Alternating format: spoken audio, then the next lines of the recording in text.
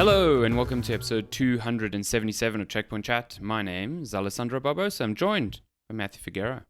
Why do you look so much brighter than me? I don't understand. I think it's the sun. Like, it's because it is quite, it's what, like almost 10 o'clock now. And the office that I'm in is the only window that faces east in our house. So because we saw this office, we thought, oh, the whole house is north facing. It is not. So when the sun comes up, it's like in line with this window, and I have to move the curtains because it reflects off my desk or anything on my desk, and because my desk has like a vinyl coating on it, to protect it, it just reflects it all into my eyeballs. So it's the most aggressive glare. So I've got like two curtains in front of me that allow some light, but they are blocking the sun from just entering. Okay. But that's why it's light, because all of the light is just flooding in from that direction. Yeah. So if your whole house isn't north facing, what is it? Is it like northeast or something? Is it not directly? Yeah, something like that. Like a lot of the light doesn't come through the windows, which is interesting. So during summer that's not too bad because the rooms don't get absolutely cooked by the sun.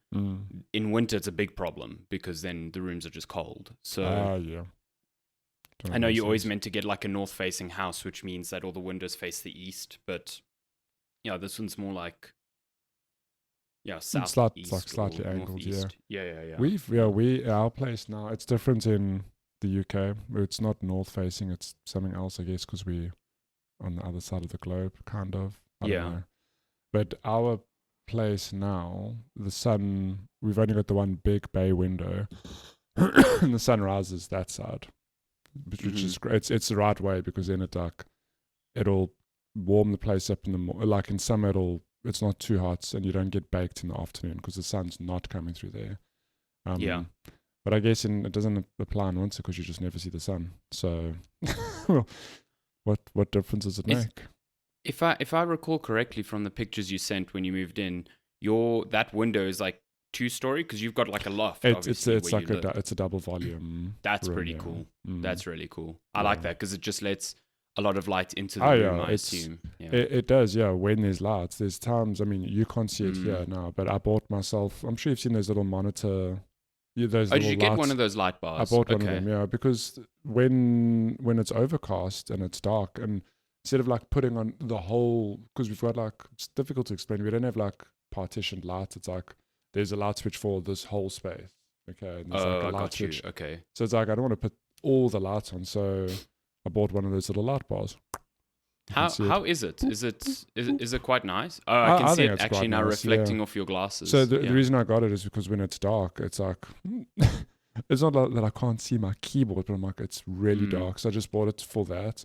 And there's this really nice, I think it's BenQ. They've got like, it's super expensive though. It's like £150. It's like, I'm not for a light. For this big old light that like comes at different temperatures and whatever.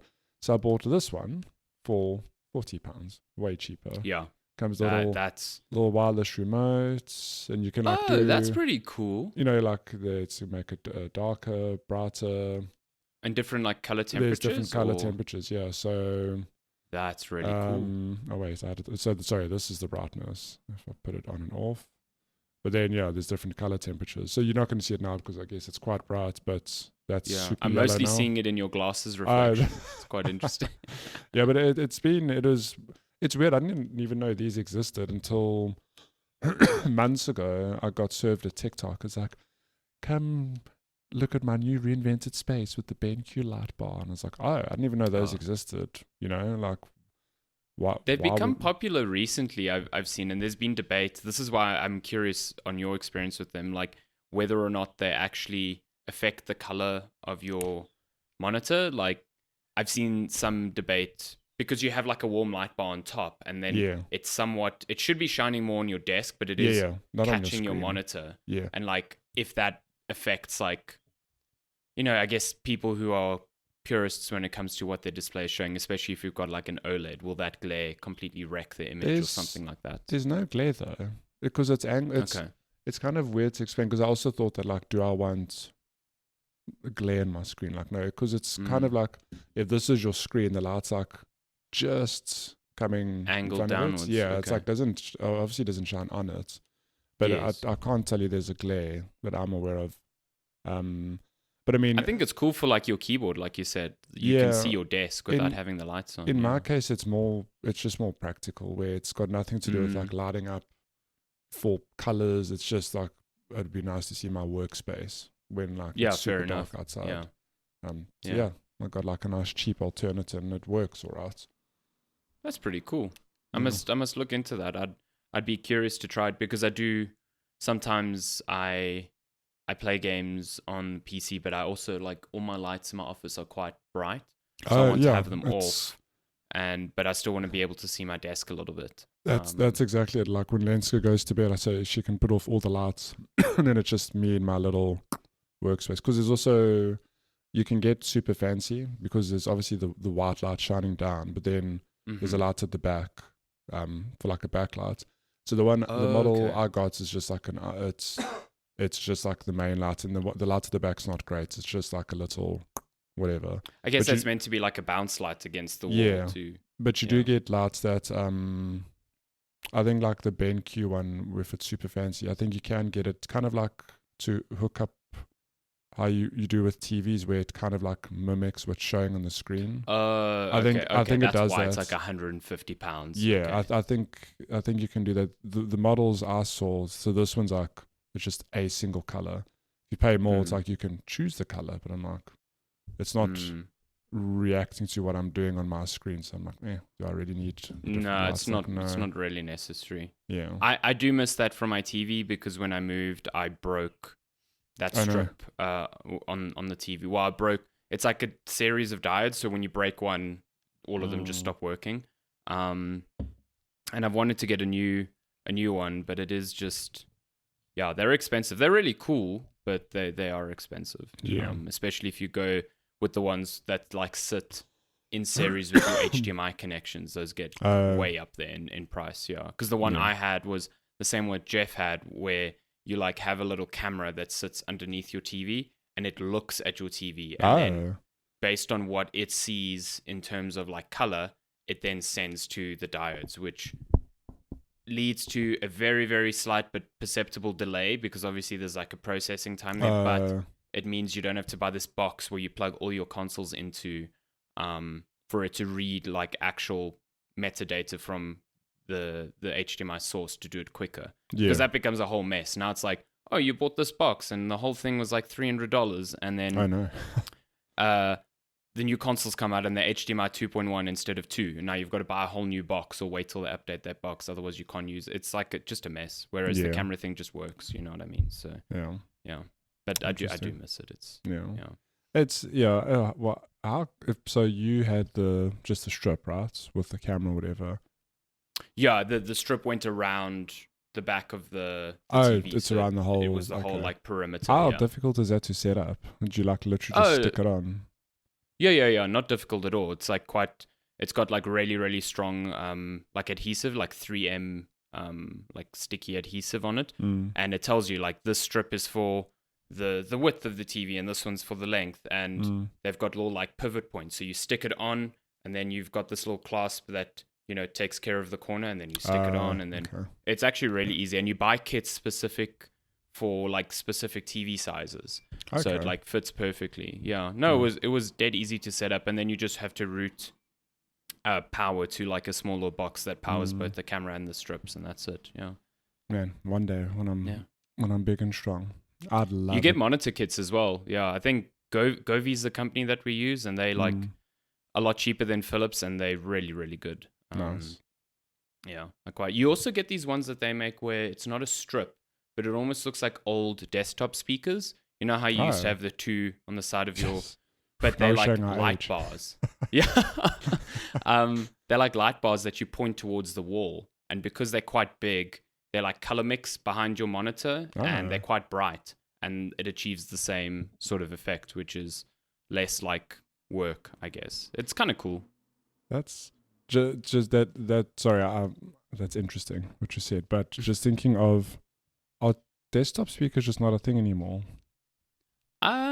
They are. I've seen a lot of people on YouTube. I go down these like tech rabbit holes a lot. And a lot of people have gotten into like mini studio monitors. They kind of sit alongside their actual monitor, so they almost look like small versions of I've seen speakers that. you'd find in like recording studios. Yeah. And apparently very good. Like you can get really good sound for not that much money. Oh. It's just such a weird thing because I think of me growing up for years. I mean, probably into my late teens, early 20s. I used to play, like, do you remember my mom's old house? It was like very open space, whatever. So it's not like I had a door I could just close when I was gaming. So if I was playing anything on speakers, you could hear it through like the whole house. So just reverberating through imagine me playing like Counter-Strike, and my parents are like, why do you play games like that? It just sounds like you just hear that all the time from the other side of the house. And then it never occurred to me until much later. I was like, oh yeah, like headphones. And then, you know? You're right though, actually. Like even I recall going to like internet cafes and they use speakers. They weren't using, yeah. You're right. And then I use headphones. I'm like, why have I never used this before? Like, I wonder if the market just wasn't mature enough there, or they were still figuring things out.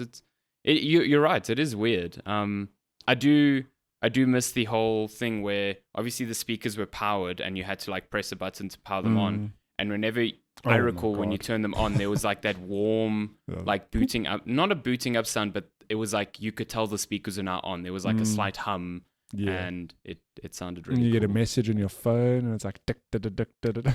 Yeah. I forgot about that. You're all feeling the age now. Yeah, holy crap. That's funny, actually. I wonder if that still happens or they've just got good at like filtering out that interference. I mean, I haven't heard that in... It's weird, like, hang on, send me a message. Let me if it comes through my headphones. No, I haven't heard that for like actual years. It's wild. Yeah, they must have figured out like the different bands that were interfering with one another. Yeah, very interesting. Damn. I'm feeling old. You know what else is interesting? Being old and playing video games. We do that now and then here on this podcast. It has been a long time, so there's a lot to get through. Yeah. Because the month of September and October has been pretty unrelenting with releases and good releases as well. I think there's a bunch of games that have come out that weren't even on my radar that I kind of want to get to now. Like there's that 2D fighting roguelite called Absalom, which looks really sick. Want to give that a go. There's like Ninja Gaiden and what's that other one? I don't know. There were a bunch of like 2D ninja games that came out that I want to try. Then there's the actual Ninja Gaiden 4 that came out. Want to give that a go.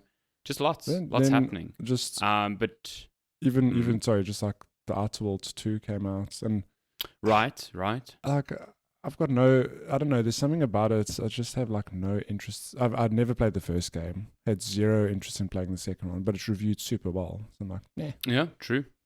I played the first one a bit, and I got a bit bored of it. But reading reviews of this one have got me interested because a lot of people are like, this scratches the Fallout itch. And I'm like, cool, because there hasn't been a Fallout in ages. And also, I didn't vibe much with Fallout 4. So I'm keen for something of that ilk again. So, yeah, I want to give it a go. But it's also hot on the heels of me canceling Game Pass. So now it's like, do I just resubscribe for a month or yeah? Speaking of Game Pass as well, Keeper from Double Fine, I want to give that a go. Reviewed super well. And that's like 4 to 5 hours, so that's a great like Sunday afternoon game, I think. So lots that has come out. Yeah. I actually don't know where you want to start. Do you want to start on things you finished? Do you want to start on things we're still playing? Let's start with maybe Ghost of Yotei. Yeah, let's do that. Okay, so something we're both still playing. Yeah. So Ghost of Yotei came out, beginning of October? I think it was like the 8th or so. Like a lifetime ago at this stage. it honestly does feel like a lifetime ago. I've played a couple of hours. I haven't got deep into it. I am enjoying what I'm playing so far, but I will say that it is very familiar. It feels very much like Tsushima. It feels maybe in the same year as Assassin's Creed Shadows, especially with its story being almost identical to that sort of revenge tale. It's it's very, very familiar. Yeah. Yeah, even I mean, they could never have known, but the fact that it's like right out the gates, your family's been murdered, and that's not a spoiler. You literally happens in the first 3 seconds of the game. It's like, you've got to go kill these 6 people, and it's like, that's pretty much what Assassin's Creed was as well. It's like, there's these prolific figures, and you've got to go hunt them down. And you're right, it just feels, it's not a copy paste, but it's just wild that is, both studios independently went like, let's do a revenge tale, and then they structured it similarly. I mean, I don't know how else you would structure it, because in terms of gameplay, you're always going to make it that, there'll be a build up to the end boss, whatever. But yeah, it's just so funny that happened. And you basically, what a coincidence. There will be people going, I can't believe that these devs copied Assassin's Creed. All these PlayStation fanboys giving Assassin's Creed shit, and then their studio goes and just copies it. Game dev, because doesn't that work can like definitely happen in like 8 months between 8 months. release. Yeah, cool. Just restructure your whole game. But yeah, in terms of gameplay, 100%, it's Ghost of Tsushima, which is not a bad thing, because Ghost of Tsushima is really fun. But it is just, I don't know if it's in a bad way, but it is super familiar. I'm not far enough to go like, I've played this game before. Just picking it up, I'm like, yeah, it's pretty familiar. I don't know if that's going to be detrimental when I actually sink my teeth into this game. I know one of the big things that has obviously changed in this one compared to Tsushima is just more flexibility when it comes to loadouts and the weapons that your protagonist Atsu gets access to. I haven't really experienced a lot of that yet. I've got like a bow, and I've got obviously just my sword. But I've found her combat to be slightly more dynamic. It is still the same, almost like the rock, paper, scissors approach from the first one, where it's like, here are unblockable attacks, here are attacks that can only be parried, here are attacks that can be parried and countered, stuff like that. Yeah. And then certain enemies have certain defenses that prevent specific attacks. I really like how you can use enemies' weapons on the ground around you. I don't know if you've noticed that. Like, you can kick up a sword and then throw that at an enemy, which seems really cool. Yeah. And also, like, Atsu just seems way more, Jin was a samurai. He was bound by like a certain code, and the whole story of Tsushima revolved around him breaking away from that code. Yeah. Atsu like does not give a shit. No. She's just there for revenge. She seems quite ruthless in certain ways, and I like playing her as someone who's ruthless. And that is a cool change from Tsushima in terms of tone, which I think really drives Yōtei a bit more in that, like in a different direction. Put it that way. No, with regards to the weapon stuff, I've only unlocked like dual blades, and it is a thing if you can use this in any situation, however you should use it in this situation. And they do the same thing with Tsushima, where you feel it's like, if I use this stance against this weapon, like there's a noticeable, like I destroy this enemy way quicker. So it is interesting. Like, I know when I get into the thick of it, it'll be the same thing of learning, the fun of flipping between different stances or weapons quickly to like manage enemies as they come to you. And it is interesting, where I remember playing Ghost of Tsushima the first time, there's no camera lock-on system, which baffled me at the time. I was like, how can I not lock onto these enemies? But you fast learn, that's the way the game's structured, where you just have to face, the way the camera works. You'll see now in the footage, the way the camera works, you're like kind of plonked in the middle, and then enemies are around you, and you have to kind of just face that way as they come at you. And it's just something that takes a bit of getting used to, I guess. But it's an interesting combat system, and like you mentioned earlier, it is cool that you can pick up stuff around you to deal with enemies in flashy ways that are unnecessary. And Atsu is like ruthless. It's completely ruthless, and I'm also here for it.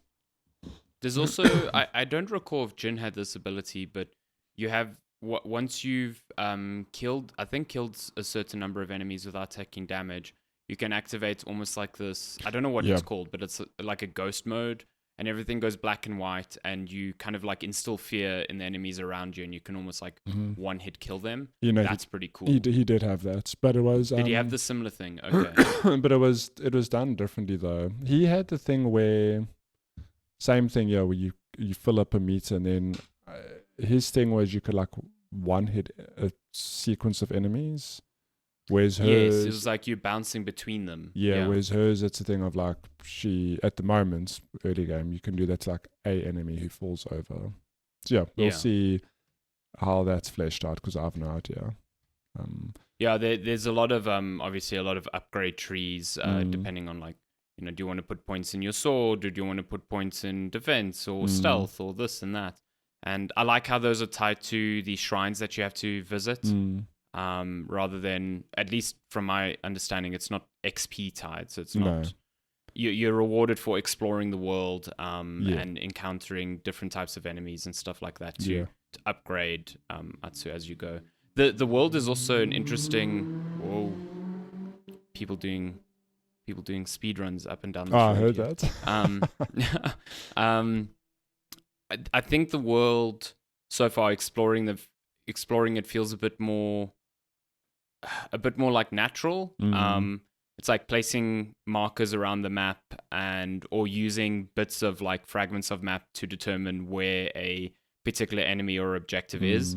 And I've found just moving through the world, coming across things that I want to do in a very natural way. It reminds me, it's nowhere near as fluid as like a Breath of the Wild, but you can tell that's where the inspiration is drawn from. And I think it's a lot better than just having waypoints on the map, which was similar to Tsushima in the past. Yeah, I was gonna say the same way.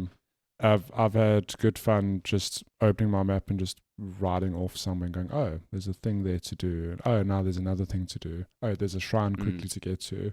So I'm enjoying that part of it, just the exploration. And even just riding around in this game visually, it's just like I think obviously Ghost of Tsushima looked good on the PS4, and then when it did get ported to the PS5, also looked really good. It did, it had its director's cut version. Yeah, this game, built specifically for the PS5, and it's like they've taken those colors and just like turned up the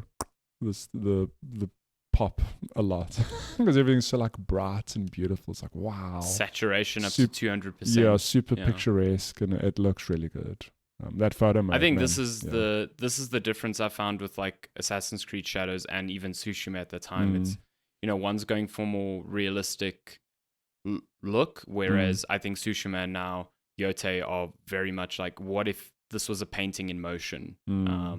It is very overemphasized colors, but to make these environments really pop, like you said.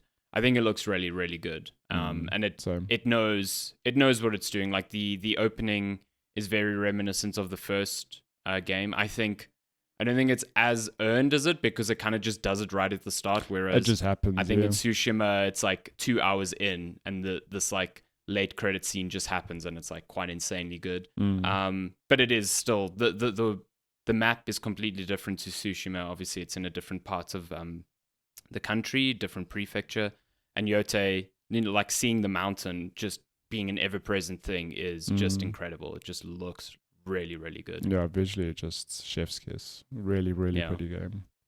Yeah, uses a lot of that the DualSense as well. You can tell this is a first-party game, because there's like, drag your finger across the touchpad to paint this thing, or have you played around with the little like, it's not a guitar, but I don't know what the instrument's called. As well, yeah.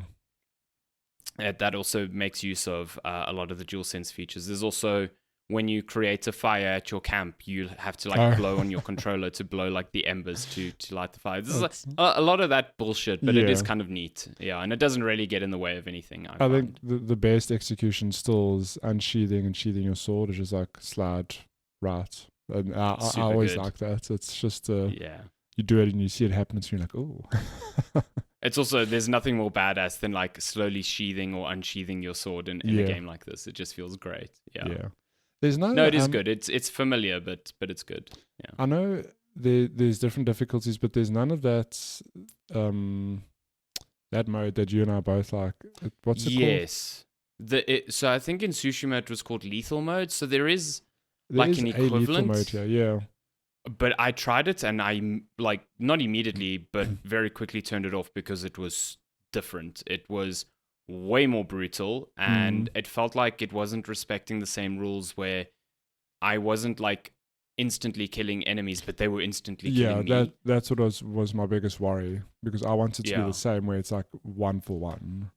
Yeah, because that's what that mode was in Tsushima, and I really liked that because it was like high risk, high reward. But here, I mean, I died multiple times in the game's opening combat section, and those are just fairly regular enemies. So it doesn't feel the same. And I know you can tweak settings independently of one another. Like you can tweak enemy aggressiveness or health or this and that. But that mode just cranks everything up to max. So even enemy health is like right up there. No. So I turned it off. I was just like, well, this isn't the same thing, which is a bummer because I really enjoyed that mode in Tsushima. Yeah. Yeah, I wonder if it's not something they'll address in a future patch or updates, maybe. Yeah, I'm just not sure why they unbalanced it like that and then kept the name of the mode. It just seems weird. Yeah. But yeah, I'm glad it's not just me. I was like, am I missing something here? But it seems you had the same experience. Yeah. It's a good time though. I'm keen to keep playing more for sure. Yeah, it's very good, and I'm invested in Atsu. I think she's a cool character, and I just kind of want to keep exploring this world because it is just I said the same as Tsushima. It's a very comfort food game. Yeah. It's not. I don't think it's doing anything remarkable or new. And the same was for Tsushima. I think Tsushima hit at a time where Assassin's Creed had really not gone off the deep end, but it wasn't delivering on that sort of fantasy anymore, and it filled that gap. I think Yōtei now exists in a world where that gap is filled somewhat, so it has a bit more to prove, or an uphill battle in that regard. But I'm enjoying it more than I did Shadows already. So yeah, Shadows, it's just, I like Shadows has its flaws, but I will give Ubisoft credit in that I think it was probably the best Assassin's Creed in a long time, and even just visually, I think they nailed it. Like the season system in that game is like gorgeous. I remember playing that game going like, it's gonna get the comparisons to Ghost of Tsushima, but like we said earlier, there's different approaches to how they've done it, but their game was also like super beautiful. So that's a good point. I actually forgot about the seasons, and they used it quite frequently, which yeah, you're right. It was really good. I think playing as Naoe in Shadows was pretty much as closest to a Assassin's Creed experience that I want from that studio still. So I did enjoy that, and I think Atsu is very similar to Naoe in that way.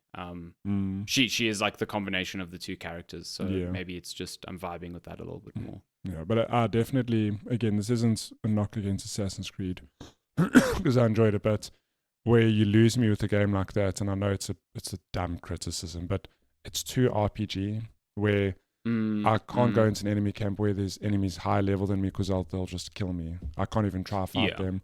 Whereas the leveling in Yōtei is just like, it feels more, I know it's a game, but it feels more real. I can go wherever I want, and I can kind of tackle whatever I want.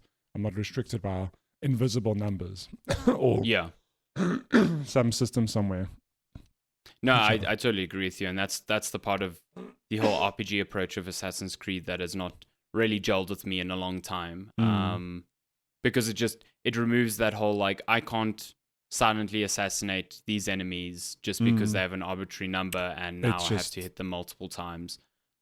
It's silly. I don't like that, and I think that's why Tsushima excelled, and I think that's why Yōtei still has a place for people looking for something like that. Yeah. It's a good time. Cool. Ghost of Yotei. I mean, I'm still definitely going to be playing it, and I think that's going to be like a game I'll play a bunch during like holiday season when there's a bit more downtime, and just to kind of like sink teeth into something when I have a bit more time during the day. So very, very keen to get more time into that. I will say, after this busy period, because now it's like obviously launch, like busy season, whatever. But there are often lulls in the year, and I think November, December is when things. I mean, there'll still be the odd release here and there. I mean, last year we got like Indiana Jones, like December, like oh my god. But I do enjoy that time where there's nothing launching. You go, okay, cool. What have I missed that I can now pick up or Yes. like just really sink my teeth into? Yes. So, Yeah, no, there's lots to catch up on my God, this year as well. So So will be a good time to It's been get to a lot of that. a real good year. I mean, what do you want to talk It about has been. next? There's pick your game of the year you want to talk about. Yeah, I want to hear about your experience with Hades because Oh my God, okay. I spoke about Hades that 2. a lot last time we recorded because it was just after release and after like review, and I've played now 100 hours of it. I've seen the true ending, all of that stuff, but you've just started, so I'm very curious to hear what you think of it thus far. So I'm stealing your footage from GameSpot again for this. This is your gameplay, but yeah, I've played maybe 10 to 12 runs now, so call it 6-7 hours because those first few runs you don't really get too far, whatever. And man, this game is it's as hooked as I thought I would be. I think that's no shock if a game is a roguelite, and it's as good as this. I'll be there and I'll play a lot. And it's not good for my health, man, having this on Switch, because then I'll climb into bed. I'm like, I'll just play like half an hour, and then 2 hours later, I'm like, okay, I really have to go sleep now. What am I doing with my life? It's really good. I think right out the gate, you play it. For those who don't know, Hades 2 is a sequel where you play as Melinoë, the sister of Zagreus. What's interesting to me is that I know that I've always known the story is like, oh, you've got to kill Kronos. Okay, like death to Kronos is kind of like the strapline or the slogan or whatever you want to call it for this game. And like, I had no idea why. So that's what I was really interested to know. Like, why is this what is happening in terms of narrative? Like, where does this take place? And what's actually kind of cool is that they don't tell you. You just kind of get thrown in, and that's the story. It's like Cronus has taken Hades and Zagreus and family, and you've been training to like fight him. I'm like, why have I been training to fight him? What's happening? And with each run, you're like learning little bits of what is happening around the story. Why are you being trained by Hecate, and why are you hanging out with all these other people, like the witches in this realm that is untouchable by or unseen by the gods? And I'm interested to keep learning and playing to figure out that stuff. Because if you didn't know, Hades was the game that was like, actually a roguelite can have a story. It doesn't have to just be a thing. And then just the game itself, it's Hades 1, but with it's difficult to say because Hades 1 was really polished and really phenomenal already. Like, I don't know how you make it better. So I don't know if it's silly to say like, oh, it's definitely better than Hades 1, but it feels just more polished and more refined, which makes sense given that it's a sequel. They've obviously learned and like tweaked and fine-tuned things around. That said, it feels more challenging only because Melinoë, like you mentioned when you spoke about it last time, Zagreus had 2 dashes. Okay, so it was very, very easy to like zip around the map and just spam the dash button. She's got 1 dash, so it feels like you have to be more intentional with it, and it just takes some getting used to, because it's not like you dash and it's like a little bit of a cooldown. And I remember you talking about this last time, and it's this thing of like, you can't just push it. You have to like watch and like, oh, okay, like I need to time this and I can't spam it. So it's been like interesting feeling and getting a feel for that. But yeah, I'm enjoying it. This game's gonna take up so much of my time as I like sink my teeth into it properly. I mean, if I've played 10 hours, it's like nothing. You've played 100 hours. Yeah. I mean, like. Yeah.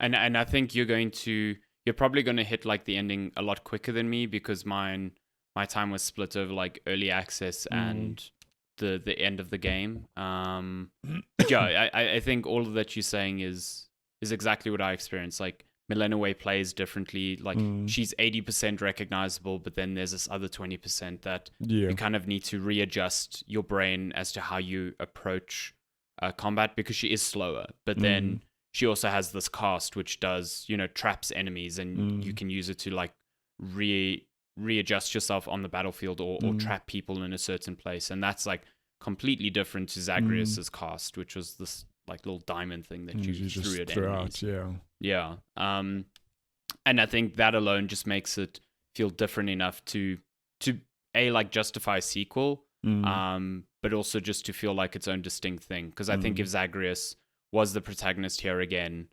I think you'd struggle to move away from those comparisons of just being like more. You know what I mean? Yeah, but it's just also cool that it's a sequel, so there's a whole different arsenal of weapons to learn. There are familiar gods, like obviously still getting Zeus and Poseidon. There are new gods that you can talk to get their boons. So it's just interesting to see how, because I mean, even like I know the boons aren't copy paste from the first game, but you know that if you get Zeus, he's going to have something that enemies are going to get hit by lightning. Poseidon, it's a thing of things are going to get hit by waves. But there have been some changes in how some of those boons work, and then obviously throwing new gods who weren't in the first game, and you start mixing all these different things, and every run's different. I mean, I think there's an argument to be had of like, are there too many boons? Because then like you'll never get like the same run twice. You can never like kind of build the way you want. But I don't know, it's kind of cool to play through a game and go, oh, okay, this run is serving me more of Aphrodite and Hephaestus, whatever. Like, let's see how these two pair. And I'll throw in like a Zeus thing, and there's Hermes. Like, it's just fun to build on the fly and see what can you do. And then obviously, because you've got a different weapon, things just always feel different. Yeah. So it's a good time. It's really, it is really cool good. Because I think initially it is like that, and then I mean this was the same in Hades 1, but you start getting those keepsakes which let you alter which gods you're going to get boons for, and then you can start getting into like almost semi build crafting. Like it's still random, but you can start emphasizing certain gods whose boons you're going to get, and then they can start interplaying with one another in really interesting ways. I don't know if you've experienced it yet, but you get boons that are called duo boons. And they are basically, there's like certain requirements you have to meet. Like, for example, there's a duo boon with Zeus and Poseidon, which is a pretty common one, where you need to have Zeus's ability for your cast, and I think Poseidon's ability for, or any one of his other attack abilities. And then you have a chance of being served their duo boon, which combines like their powers. And those duo boons are like really, really powerful a lot of the time. So you're trying to synergize between, two gods that do have duo boons to share, and then trying to understand how those two, how their two affinities actually play off one another. And I think there's just way more flexibility in that when compared to the first Hades, which was, you get your boons, and yes, there are certain affinities which play off one another, but you're still crafting that yourself, and there's no combinations that you're kind of like aiming to get. I think it is just an expanded. They took what they learned from the first one and expanded on it in very smart ways, rather than just more is more. And there's not just like 100 boons that you have to like sort through. Yeah. There's like different types that actually fundamentally change how you think about which ones you're going to take and which you aren't. It's really good. It's really smart. I remember duos from the first game. I haven't had one in this game yet. Excuse me. I don't know what's going on with my throat. But yeah, it's just, I don't know. It's one of those things where you can't really explain. You have to kind of experience it. But even just playing the game, the more you play, the more the muscle memory like kicks in. You start getting better and doing things. You're like, oh wow, there's just something about the design where it's so good, where I don't know, it just feels good to play, and you sort of you start getting in tune with how Millennium moves and just all the systems in the game, how they come together. There's so many, between every run, there's always a thing I'm unlocking or doing or getting resources or spending on or whatever, and that loop is just so good. There's always, I don't know, I feel like I'm constantly being rewarded. I never do a run and go like, man, like I wasted my time. And that reward could even, I mean, I think you'll obviously speak to this more because you're a lot further than me. But I know at some point I'm going to finish the game and maybe I will have like maxed out, my resources and blah, blah, blah. But it's always still rewarding in terms of dialogue as well. There's every run has something completely different to be said. You're always talking to a character. And what is terrifying about this game in the best way is how some things are like completely tailored to you. Like if you arrive in a boss room with a certain weapon or at a certain health, and that boss comments on it, like, whoa, that's a very specific scenario that they've nuts. like built for to talk about. Or you die on a previous run, and on this next run, the boss is like, oh yeah, pity about last time. Like whatever the dialogue is, you're like, oh my God, like they've taken that into consideration. I mean, you know, I've said this off air, but that dialogue matrix the studio must be like insane, of how things web out into different possibilities and what gets said at what instance, whatever. They've thought of so many different scenarios here, and like you'll never hear the same thing twice ever. It doesn't happen. I think that's what's also remarkable, is that it's all voice acted. Like, you have all of these different, lines that stitch themselves together in miraculous ways, but it is all voice acted. So all of it, there was real intent and purpose around every single one of those choices. So it is insane. Like I played, like I said, 100 hours, and you do get to portions in the game where, especially near the end, where I was struggling sometimes with completing certain runs. Like you'll get to a boss and they'll have new lines, but they're not necessarily commenting on, or they're not providing new like story beats to them, because you've kind of seen what you could at that point. And then when you do something new, then they comment on that. Like, for example, I was getting to one of the first bosses on the surface quite often because I was struggling with the last few. And eventually, whenever I encountered him, he just had like one line to start before the fight started. But once I eventually got to the end of the surface run, then he was like, now he had a bunch of new dialogue regarding what was there and what I found that was now progressing his story more. So, there's obviously limitations. It's impossible for this thing to always have permutations to account for. But I think there's way more than there was in the first one here. And the reactivity is far more pronounced. It is just insane that, like you said, you can get to a boss and have lost more health than you wanted to that night, and they'll comment on that. Yeah. Or they'll comment on which enemy actually took out most of your health, or which weapon you're now using, or which keepsake you've brought to that fight. It's just, there's so much happening. It's really, really good. And there are instances where, like, it's always worth your while to talk to all the NPCs when you can, even between runs. Yes. I mean, this obviously intentional. The one run this is also still early in the game. I died to Scylla, and it sounds like it was my third time dying to her. Now I was like getting better and better, but every time I was like, oh man, like I'm not beating this boss. I can't remember. I spoke to someone at camp, like, oh yeah, like my it was Odysseus. How do you say? Is it Odysseus? Odysseus, yeah. It's like, oh yeah, my scouts said they saw you lost to Scylla again, blah, blah, blah.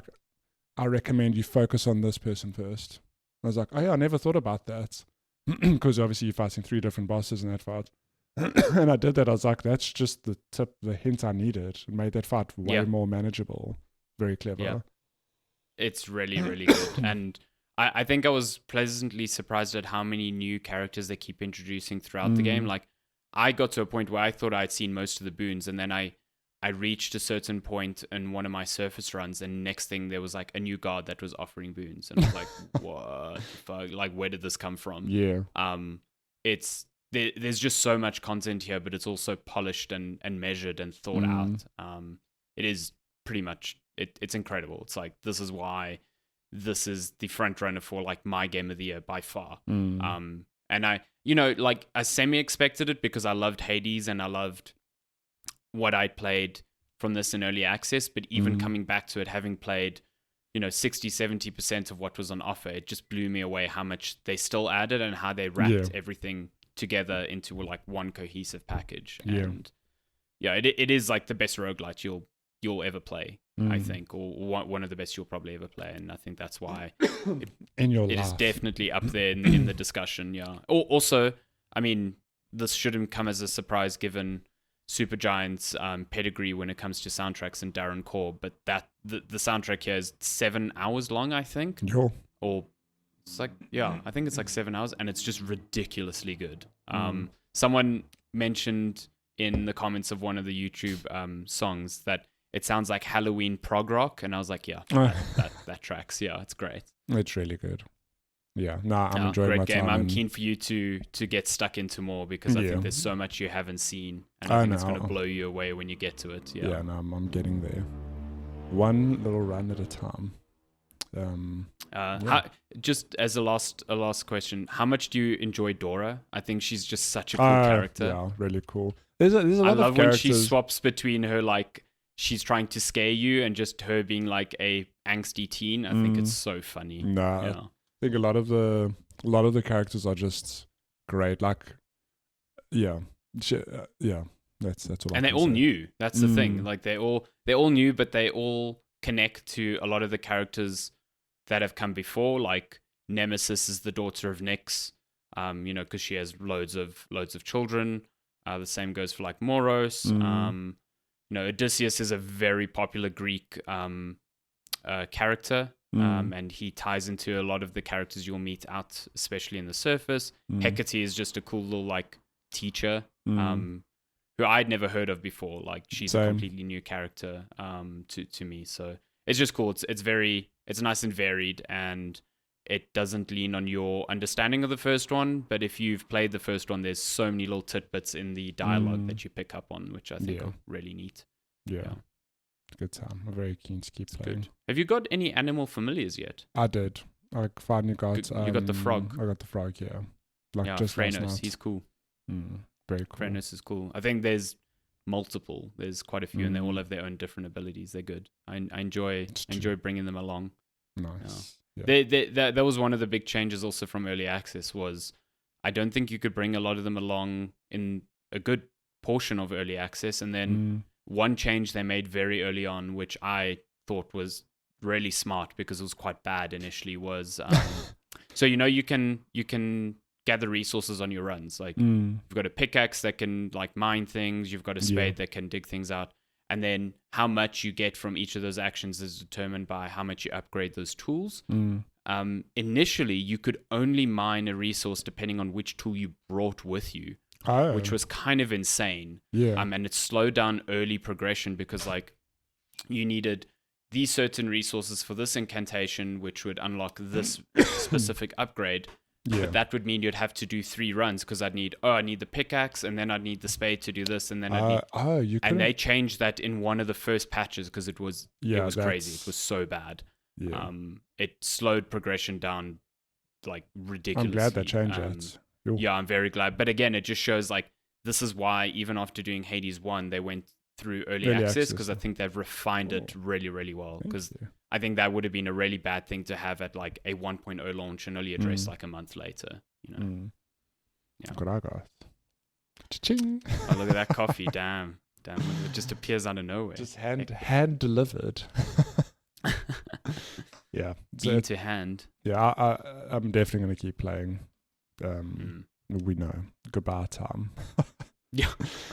It's from one all-consuming game to the next. Because I mean, obviously, I moved to Hades 2 because I'd finished Silksong, finished it, and I'll talk about it just very briefly because we spoke about this at length last time I guess we recorded. And I mean, I don't think you've played too much more. I know you've also been busy with a bunch of other stuff. But you what, like 10 hours in now? I would say so. Yeah, I really thought I was going to play this more when I was away last week, and then I ended up just playing lots of Hades again. So I do want to get stuck into it. So I haven't made much progression from when we last spoke, but I know you've finished it now.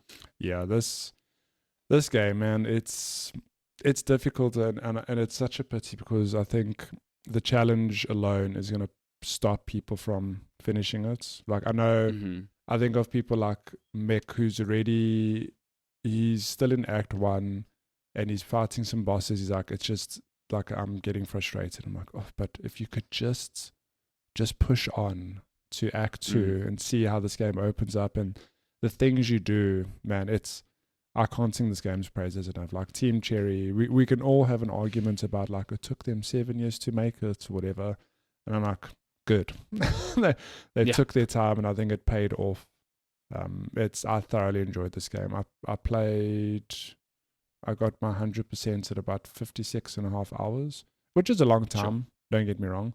But that is man, I don't regret like a single minute playing this game. Like I loved it. Every evening was such a joy. It's like climb into bed or just have my Switch and be like, cool, what am I going to do today? I'm in this area. Let me do this thing. And then just get lost fighting a new boss or finding a new area or 5 and then just figuring out where to go. It's just really, really phenomenal. It's like Hollow Knight was good, don't get me wrong. But it's the same thing we mentioned with Hades, where it's like Hades is good, but Hades 2 just makes it a little bit better. Like there's a bit of polish, a bit of things that are a few things that are changed. And Silksong's that where Hollow Knight is like a phenomenal game. I actually want to replay it. But it's one of those things where I wonder if I replay it and be like, oof, this is a bit off. Like I'm glad they changed this thing in Silksong, or you know what I mean? Yeah. It like you said, it's the same thing as Hades. Like different character that provides a bit of a different flavor to the action, but that comes along with a lot of refinements to the existing formula. And I do think when you go back, you'll feel that a lot. I know I went back to Hades 1 and played a bit around, and I thoroughly enjoyed revisiting it, but I could see the little things that aren't as obvious that were changed that make a big difference. Yeah. And I think Silksong definitely does that based on my limited time with it. Yeah. All I can say to you is make the time for this game, because it goes places, and I don't know, it's been such a joy to play. Even in terms of, it does that thing where, and Hollow Knight did this as well, it reminds me so much of like Dark Souls or From Software game, where it's obviously tough, like the boss fights are hard, the enemies are hard, it's punishing. But in terms of story, I feel like they've even expanded that here, where there are just so many side things and characters. You'll talk to a character in one place and then like they move somewhere else, and this like that little quest or thing progresses as well. And it just gives you that good joy of like, man, they've thought of everything. One of my favorite things is with John Michael the other day, because he also finished it now. We've been kind of playing from the beginning, like talking like, where are you, XYZ, whatever. Googling like, okay, cool, let's see who didn't we meet in this game. Let's see the NPCs we might have missed. And both of us being like, did you meet this NPC? No, where are they? Oh my god, like how did we both miss this, whatever. But it's one of those things where you read up on them, it's like, oh, you have to have done this and then done this, and you have to hit this thing 5 times. I'm like, who figures this out? But that's a very Dark Souls thing. It's such a weird thing, but man, I love it. Like they've nailed it. And yeah, I want you to finish this game so we can talk about it, like get into actual discussions on bosses and areas and whatever. But yeah, I just need to find a window where I can get stuck in and not get distracted by it, because I felt that's why I played a lot of Hades while I was on holiday, because I was like, I need to just get past this because I can't bounce between this and Silksong. And then another game came in for review that I'm busy with now, and I'm just like, I don't want to play an hour of Silksong every night while I'm focusing on something else. No, I just want to. I did that with the original Hollow Knight, and I never got into it that way. It's only when I dedicated all my time to it that I really understood it. So yeah, this might not be something I actually get to anytime soon again. It might be a December thing, but I am very excited to get proper stuck into it again. Yeah, I remember as well playing Hollow Knight with you, where, because that we kind of played also, I played it long after the fact. I mean, Hollow Knight came out. We were both like, man, have you found this area? Have you done this? And that sense of discovery in this game is just like unparalleled, where you keep it keeps just getting bigger and bigger. And even starting this, I'm like, of course it's probably going to be bigger than Hollow Knight, but how much bigger can it be than Hollow Knight? You look at the map, like I've got a grip on what's going on here. Like I've got these few areas, and it just keeps getting bigger and bigger, and you keep finding new things, and then things loop back around. Like how how do they do this? It's it is like exceptional world design. It's one of those things where I know it came out after the fact that like we actually just took so long because we could, which is what a great place to be. But you can actually you can like see it and feel it in this game of like they took their time, honestly. Even just watching the gameplay now, if you look at the level of detail in on the screen of like the foreground, the player plane. I don't know if it's called that in the background, and just the level of like detail they've put into like making sure this specific thing looks good and feels good when it moves. Yeah, I just can't sing its praises enough. It's phenomenal. And like I think as I touched on last time, my only real criticism is the runbacks to boss fights. That's a pain. If they make, I don't know what the next game will be, but if they do make another Metroidvania, it's just like that's the only thing they really need to think about. Either add like more benches or just make it less shit. Yeah. To run back to a boss. I've been quite surprised of their resistance towards that. But I guess they are adamant that that's how they designed that and that's how they want it to be. Yeah.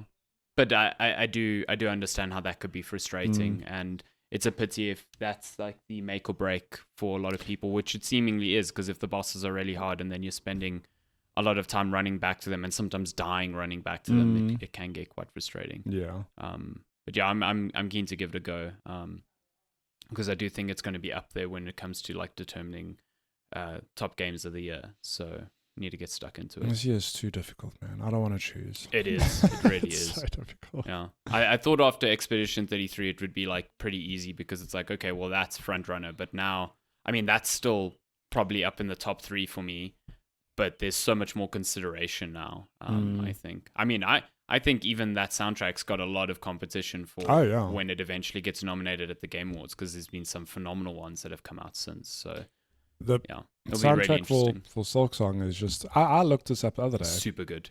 So the original Hollow Knight had, and I say only, and I don't mean it in like a bad way, but it only had like 28 tracks or 26. Okay, I'm like, I thought it had a lot more than that, because I remember that game was huge.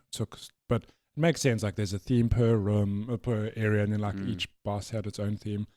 Silksong has 53. It's big. It's more than double. It's just it's and there's some great ones there. Yeah. Like truly masterful stuff by Christopher Larkin does good work. Yeah. Very, very good time. Yeah, I could see him get on the level of a Darren Korb, where like Darren Korb did a lot of great soundtracks for a lot of Supergiant games, and now in Hades 2 he's had the ability to collaborate with like some other really great musicians. Like you'll see when you listen to it, there's a lot of tracks featuring other artists, and then there's even a whole portion, a whole like biome, which has a soundtrack that he did with Austin Wintry, who did Journey and some Assassin's Creeds, and all of that music is recorded with a full orchestra. It's not just him, and it's just remarkable. Like when given the resources to do that, how much more he can do, and I hope, you know, Christopher Larkin and the composer from Expedition 33 start having those opportunities open to them, because it's like how much more they could do with those resources, I think would be great to see. Yeah. Well, we'll see. Cool. That is Battlefield 6. Oh my god. Tell me about them shooties. Okay, let me just swap this around. And then we'll do Sonic. So I have no background footage for Battlefield 6. I'm so sorry. I didn't think we'd talk about it. But next time, because I still want to play the single player. I've heard that is probably the weakest part of this thing. It is, and it's probably why I haven't started it. It's also short, it's like 5 hours, so I should just do it to say that I have done it. Battlefield 6 is a phenomenal time. I'm having an absolute blast. Did you play the beta at all? I did, yeah. I really, really enjoyed the beta, yeah. So I think there've been some changes from the beta. I can't tell you on a nitty-gritty level. I know they've done some stuff with weapons, whatever, but as a whole, the multiplayer, I've just been having such a blast playing this game. It's Battlefield back in form. I can't tell you. After Battlefield 4, I kind of just fell off. I dabbled here and there, but Battlefield 2042, couldn't care less. And before that, I don't remember what it was before. Oh, actually, Battlefield 1, was it 1 or 5? This is where 1 or 5. I mean, this is where you start gulf between the two. No, because remember, it was the thing of it's Battlefield 4. Okay, then they're like, okay, cool. We're doing Battlefield 1 because you're going back to World War 1, and then we're going back to Battlefield 5, which is actually World War 2. It was I don't know if I got that order wrong, but that's how they did it, and it was ridiculous. the naming, but I kind of just fell off there. Battlefield 6 feels to me like Battlefield 3, which was like the peak in my day, at least, of it's just this fun thing to play with friends where you can just drop into a map, and if you're playing Conquest where you need to cap a point and hold it, you can choose, are you going to be that squad that we are the ones going around capping points, or are we going to be the squad that's like just like defending this point, or are we going to be the squad that's like in the helicopter going around the map? And whatever you choose to do, it just feels fun to be in that world because the guns feel good. It's the sound in that game is unreal. Like no other game nails that feeling of being in like a combat zone, I don't think, as well as Battlefield. You hear bullets flying past, debris falling, it's just chaos. But it also lends itself to some silly moments because as realistic as it's meant to be, the fact that you can get up your whole team with like paddles all the time is insane. There's just funny moments that happen in the game as well, that unscripted, and we're just having fun playing it. There must be like 5 or 6 of us now playing, and it's just cool. I've played like a couple of images. You hop on, you split up into squads because there's only 4 people per squad, but you join the same game. You don't like work all together. You don't go like, well, all 8 of us are going to go to this point necessarily, but just being on the same map and working together, or crossing paths, or doing whatever the hell you're doing, has been such a joy. The only issue I've had, and it's only a South African problem, I think, is that the servers are, the way the servers work are dumb.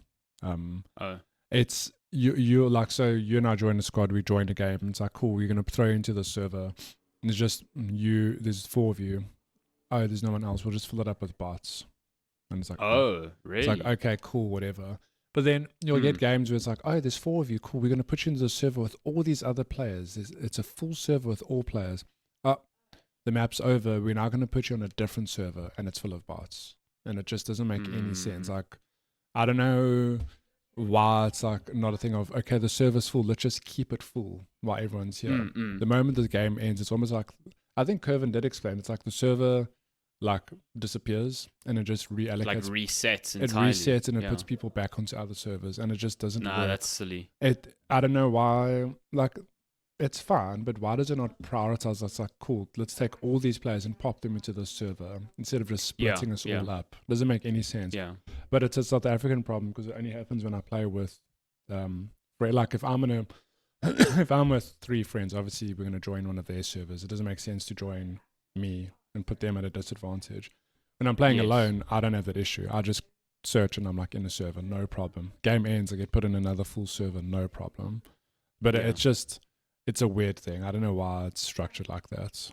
It's frustrating. It is odd. I know some multiplayer games do that. I've never enjoyed that because it's kind of like you just want to stick with the people you've been playing with, or the server you've been playing with. So it's quite interesting that it's like only on a South African basis, or I guess maybe less populated regions. It's doing that. So I think when you find a game, like if you join a Conquest game as it starts, that's cool because a game is long. It's like 30 to 40 minutes. Okay, not long, but you know what I mean? It's not a Call of Duty deathmatch where it's like 5 to 10 minutes, whatever. It's quite a long stint. But the thing is, the time it takes to find that game is so frustrating because sometimes you're like, oh, cool, like, because what happens is there's 6 of us playing one evening. Go, okay, everyone like kind of search individually, and if you find a good game, we'll all come to your game, which is like such a dumb thing to do anyway. But then some will be like, oh guys, I got a like this game's about to end. What did you get? Oh, I've joined a game, it's full of bots. What did you oh, okay, like it's kind of halfway and it's half full. Like, okay, cool, that seems like the best game, let's all go to that game. It's just such a weird way to do multiplayer. So that's probably been the biggest sore point. But if you find a game and you're playing, it's really fun. Like, you have to try it sometime with all, because you've got nothing to play. With all the free time that I have. No, I do want to hop in and play a bit because I do feel like, especially when a game comes out multiplayer wise, like that's when the most people are playing and there's the most interest in it. And I do think that the success of Battlefield 6 is going to rest on, how how long can they maintain that? Because that's just how multiplayer games work now. Yeah. I know that their first season is coming out this week. Apparently, a free-to-play Battle Royale mode is coming this week as well, which I'm really curious to. Leaked apparently. Not like officially announced, but leaked. That's cool. I'm really curious to see how that works because, obviously, Battlefield is very much built off of teamwork. It's not like a solo shooter in the vein of like a Call of Duty. So how they adapt it, maybe it is just going to be like squads or something like that. Just curious to see that, how it works. There was a battle royale in a Battlefield. I can't think which one though, but it was like forgettable. Yeah, and one of them. Oh, wasn't it called like Firestorm or something like that? So they did try it, but it couldn't have been particularly good if we like barely remember the name. So I guess that was in like Battlefield 1 or like the World War one that came out before 2042. It's just cool that Battlefield took an extended time off and really I think reevaluated what the series was about and came back strong, because I do think this was a last attempt for this franchise. If this did not hit, it would be very difficult to justify continuing on with it. Yeah. They're naming, so to go back to naming, I wasn't wrong. We went from Battlefield 4 to Battlefield Hardline to Battlefield 1. That was the Cops one. Yeah, to Battlefield 5 to Battlefield 2042 and then to Battlefield 6. Like, so confusing. Just so confusing. Who names these honestly. games? Battlefield 1 and then 5. Yeah. No, that's... From 4 to 1 And I get 5. why they made it 1. It was set in World War 1, but like, come on. Just call it Battlefield. It's the same as Mortal Kombat. It's the exact same problem. Yeah, I don't know. Just don't do it. It also makes Google SEO like an absolute fucking nightmare. Yeah. Anyway, Battlefield 6, good times. Good time with ladders. Good time having them shooties. I do want to get to it. Last thing on the list, just real quick. I've been playing a bunch of Sonic Crossworlds Racing or Racing Crossworlds. I think it's Sonic. I don't know. I looked one it of up. those. One of those. This is really interesting because I think the Sonic series in terms of kart races has been slept on. The last one, which was, God, these names are so long. I think it was like Sonic Racing Transformed or something like that. Was actually really good. I played quite a bunch of that. And I think this coming out in the same year as Mario Kart World, I think at the time was like, what are you doing? Yeah. You're going to be absolutely lost in the noise of Mario Kart World. But I do think that there has been some dissatisfaction with the way Mario Kart World is structured. Yeah. And some people are looking for something akin to just more of a pure kart racer rather than what Mario Kart World does. Yeah. And this delivers that like completely. And I think that's why it's got a bit more staying power this time and will, I think, actually resonate with people a bit more.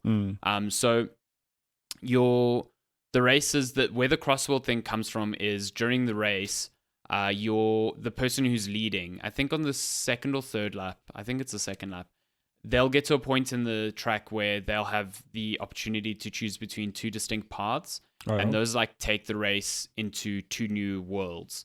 Okay. So you like drive through a portal and your second lap is on like an almost entirely different track. And that changes race to race based on which one is chosen by the person in the lead. But then you come back to like the track that you were on originally to take on the third lap. So it keeps things a bit more varied and interesting. It's like almost Mario Kart World Light, where the second race in a Grand Prix is like you driving to the next the next track. Yeah. But it's still predictable in that there's like there's a set pool that you can pull from. And so you're still playing a kart racer fundamentally. Yeah. You don't feel like a lot of these races are just like point to point kind of wasting time sort of races that I feel Mario Kart World does. So I think that's where the more pure aspect of it comes in. And I think it just feels really good. Like you've still got your drifting around corners that give you like boosts. You've got a whole bunch of different abilities, which I'm having a good time trying to figure out what a lot of them do because they're not your standard Mario Kart World or Mario Kart Fair, like recognizable abilities. So now I need to understand that language. Yeah. You've also got the ability to like customize your karts with different components that alter different like stats, like the rate at which you level up, the rate of your like acceleration, your boosts, your the little like ring that governs how you boost at the start, all these little things which are similar again to how you choose different karts in Mario Kart World, but this just feels like more personable, I guess. Like you're attaching different parts to each of your different karts. So it is just cool. I think if you've played a Sonic Racing game before, you kind of know what you're getting in for, and I think the central twist to this one, having different tracks within existing ones, is kind of neat. And I do think if you were just dissatisfied with the way Mario Kart World is structured, this is way more akin to traditional kart races, and I think you'll have a great time because it doesn't feel like a cheap knockoff. It feels like its own distinct thing now, and it feels really good as a racer as well. I think they've really refined it to a degree where it is comparable to Mario Kart. So it's a good time. I would highly recommend it to anyone, even if you don't have a Nintendo Switch, you never played World. So you can have this on your Nintendo Switch, or you can have a good kart racer on PS5 or Xbox. Any platform. So, it's a good time. You actually got to see on the footage there what I meant. Like, the world changing. Going to like a whole new track. Yeah, it's really, really neat. It's so funny because I'm one of those people where, with very rare exception, like Crash Team Racing, I've only really played like Mario Karts because to me that is just the kart racer. And it's not because nothing else is as good, but it's the way it's like coded into me. Like the only kart racer is Mario Kart. But it is cool to see. And I think it's important that Nintendo don't just have this free reign, because I enjoyed World, but it was a bit like, it's just more of the same, really. Like I can't tell you, it's super different to Mario Kart 8, which is really good. So I think it's important that Sega and other people are like, actually, maybe there's a gap in this kart market for people who want something different. And it's interesting because when you told me you had been playing this, I was like, oh, I looked at this and I was like, nah, like I'm just not interested. But looking at the footage, I'm like, oh, this actually looks really good. Yeah, it's really fun. Yeah. Yeah, and I'm glad you've been enjoying it as well. Yeah, no, it's a good time, and it's exactly that. Like, you've never played a Sonic Racing game, and so, you've never felt the need to, because Mario Kart has also just filled that gap so well. Yeah. And I mean, Mario Kart World is not a disaster for that series. No, like, for it's sure. It's still a really good game, and it's selling really well. But I do think there were aspects of it that I missed in the direction they took it, and this is filling that void a little bit. And it's a little less surprising because I did enjoy the previous one, but it is just cool that that wasn't just a one-off. They've actually learned from that, and I think it is a big competitor within the space of like the Mario Kart Racing series. Yeah, it's really good. Yeah, also you can just play as like so many crazy characters from Sega. Like, all of the base characters are from Sonic, but then you've got like Joker from Persona coming. There's which is like, what's the character from Like a Dragon? Pick out the afro. Fuck, what's his name? Is it Ichiban? Ichiban, yeah. No, yeah, Ichiban, yeah. He's coming. You've got Pac-Man coming. You've got Mega Man coming. Like all of the good ones are here. So they're leveraging their roster, or Sega's leveraging their roster of characters in a similar way to Nintendo does for Mario Kart, and I think that's quite smart. It's a quick detour, but it is funny how many kart games there actually are apart from Mario Kart. Like, I think Sonic is probably one of the biggest, if not the biggest competitor. But I remember you get like Garfield karting. Yeah, that's a relatively new one that's come up. Yeah. Who is going, yes, Garfield? Like, like, I get Garfield, but as a kart race, I'm like, who thought? Yeah. And what baffles me more is that I think it's like a sequel, if not, it's not the first one. Yeah, I think the one that came out this year is the second or third one in that series. Garfield kart. Surely lasagna is like a power-up in that game. Like, it has to be. It has to be. I think it's nuts. I mean, maybe not nuts that Microsoft hasn't done it, considering there hasn't been one in some time. But like, they've got the Crash team, or they've got the Crash Bandicoot license. They could easily do their own kart racer, and I think the easiest one there is just remake the original Crash Team Racing, because there were ones that came after it, but I feel like this one. Wait, hold on. I think I'm tripping. I think they actually have already done that. No, maybe they have. How have you not played it? see, You like the biggest Crash? Yeah, team racing I'm fan? just an absolute potato. They did this in 2019. Yeah. I mean, it was like 6 years ago. I'm like, damn, why has Microsoft not done this? And they have. I guess this was before Microsoft owned Activision as Yeah. well. But I do now recall playing this, and it seemingly sold very well. So Well, there do you another go. one. Like, Yeah. why not? Well, Sonic Racing Crossworlds, a good time. If I had more It is a time, good I would time. play it. But at the moment, yeah, again, it's just the who has the time argument. it's the eternal struggle. Yeah, eternal struggle. It's too much. I think That's that's pretty much it. Mhm. I think that's what we've got to. I mean, I can say from my perspective, I've been playing a lot of Ball Pit, which I'll chat about next time. Nice. I think that's a really, really good time for the most part. Really cool roguelite with its own cool ideas. Yeah. I know Call of Duty's coming out soon. I'm not too sure if I'll get to that, but we were talking before the show about Outer Worlds 2, wanting to maybe check that out. Keeper from Double Fine, wanting to check that out. There's just a lot of stuff that has come in that I think has been better than expected, which is a great problem to have, but it doesn't help with the time management element of it. Yeah. No. And also, a lot of these games are long. They're not, Silksong is a 50-hour thing. Hades is going to be probably around that as well. So, but yeah, we are spoiled for choice this year, and it's a great time. We really are. Yeah, and I do think it's gonna keep going as we get closer and closer to a new generation in like 2027. Have you just quickly? Have you still not felt the need to get like a PS5 Pro? Oh no, not at all. No desire. Even I must say, even my PC is getting along now. I've got a 3070. I got a new PC. It's too like so my actual PC is fine. It's 2 years old, okay. But my graphics card is a 3070, which is what, like 3-4 years old at this rate. And like, yeah, I can't play Battlefield in like ultra settings because then it destroys my PC. But I'm playing it on like high and it looks great. I'm like, do I need a new graphics card? Like, no, I'm probably still good for like another year or two. I think we had this weird thing where, not in a bad way, but kind of in a similar space to phones where, I mean, an iPhone 17, it's cool. It's got better processor, but it kind of functions the same as like an iPhone 11. You know what I mean? Phones are so like, what can they do with them? It's just kind of the same thing. Yeah. And I think we've hit a point with games where games always keep getting better and looking better. But in terms of processing, I'm like, well, I don't know. Graphically, NVIDIA and them are like pushing the numbers, but I don't know.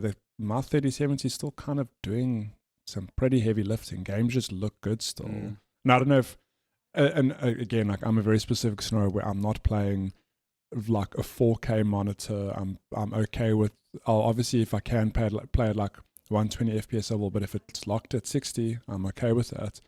I don't know.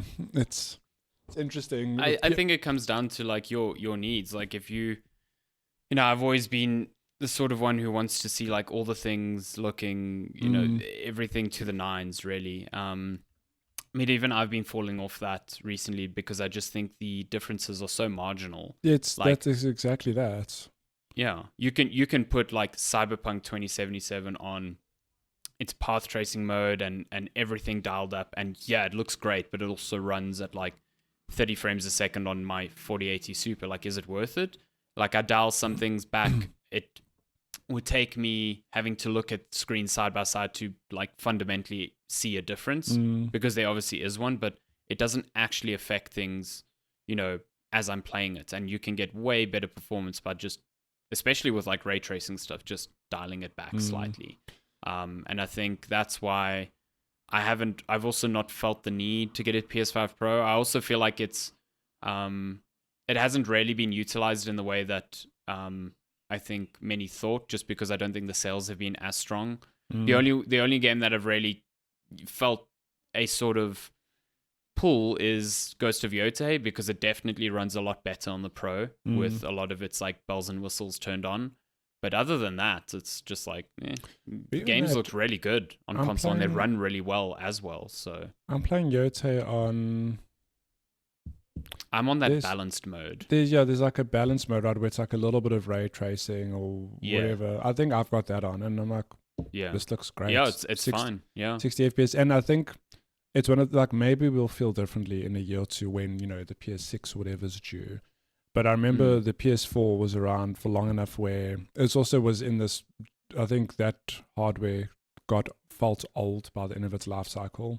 Because I remember playing the jump between PS4 and PS5. We were reviewing Assassin's Creed Valhalla. I mean, think of that at PS4, like big open world game. Loading took so long. This is before these blazing fast loading times. And I remember playing that, and then we got the PS5, and I moved my game over to the PS5. I was like, whoa, like that felt like a jump. But again, it was really just because it is more power, faster loading. I can't tell you if Ghost, to your point, if Ghost of Yotei is like, we only run at 30 FPS on the base PS5, and there's just nothing we can do about it. I'd be like, maybe it would be nice to upgrade. But the fact that I still have the option to jump between the two, there's no game that's made me go like, shit, I wish I'd upgraded to play this. Because there was that case. And it was like base PS4 and the PS4 Pro were like also big jumps in performance. And it's like, oh, if you buy the PS4 Pro, you can now play this 30 FPS game at 60 FPS, whatever. But I'm fine on the PS5. I don't have that struggle, at least not yet. Maybe in a year or two it'll be a thing. Yeah, and I think we've discussed this before, but the PS4 Pro obviously had a lot more going for it than just the additional performance. It was like it came during a time where 4K TVs started becoming a lot cheaper, and a lot of people had now 4K TVs as opposed to 2013 when the PS4 initially came out, and then you had the advent of like HDR as well, and that the console had that behind its marketing and its capabilities on top of just better performance. Whereas I feel the Pro was just like, you will have alternative modes to run games at like higher fidelity and higher frame rates, and that's it. Yeah. And if you were pretty much okay with how games are running, I think it was a very easy thing to kind of ignore. And then on top of it now, it's just not really being utilized by devs in a way that showcases the power that thing has, because it is a big significant jump over the PS5. So I think, with a PS6 apparently like 2 years away max, I just feel no desire to go to a Pro. And I think jumping to a 6 eventually will be a big enough jump that will feel like quite significant as well. No, I'm there with you. I remember, we're going to land this plane shortly, but I remember, and it does happen today, obviously, if you've got like an old PC, the best thing, you get a new PC and you go, ooh, what can I download to test this out, And the modern equivalent today probably is like Cyberpunk. 100%. Yeah. When I got my new graphics card, that was the first thing. And granted, like I've played Cyberpunk on my, not even on this PC in South Africa years ago. It'll probably run better today, 100%, because I've got the same graphics card but a better CPU and RAM or whatever. But playing Cyberpunk back in the day on my PCs, like I had it at pretty decent settings, looked good, could look better, no doubt. I was like, yeah, it looks good. I remember it was, in my day, getting a game, it's like, I can't even run this thing, like at all. Whereas I feel like today, I feel like my PC will still go for a couple more years before I hit the minimum. It's like, you need like more VRAM before you can run this. Like I haven't had that problem yet. And it'll happen, I know, because games get bigger and better, whatever. But it just feels like again, like to compare to the phone example of like the jumps between technology don't feel like significantly huge. It's not like oh my God, like the 50 series now has this breakthrough thing where you have to have it, else you can't run this game. It's like, no, it's just faster. Like it's got more processing power, whatever. And again, like I'm not you. I'm not someone who's like knows the back end and the bells and whistles. I'm just like, like if my game runs at high settings, locked 60 FPS, no problem.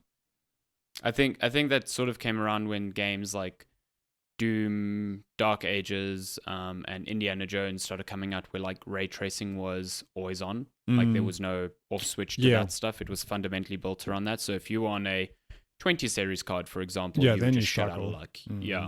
And I think we will get to that point where games are doing more of that and also demanding more of that, and that's going to be the sort of barometer where like, oh, I need to upgrade because I actually can't turn these things off. For sure.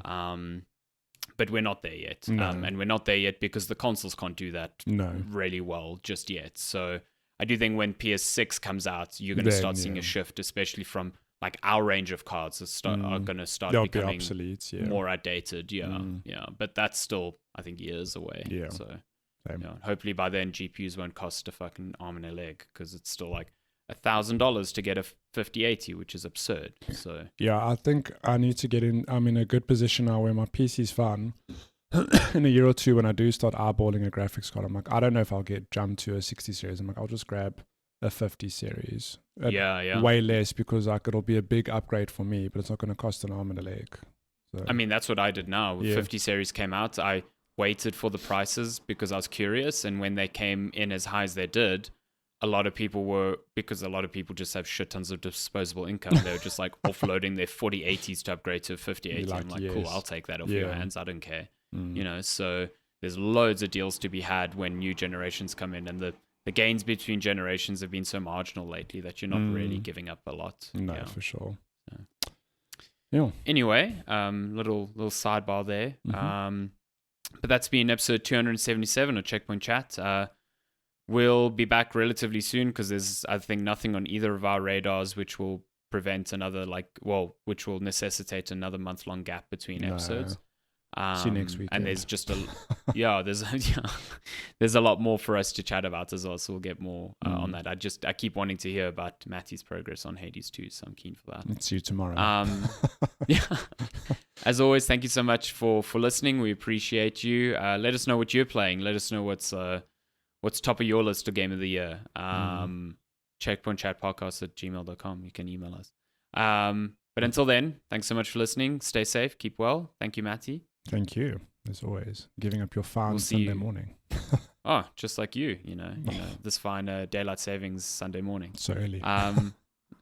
We'll see you next time. Have a good one. Goodbye. Bye.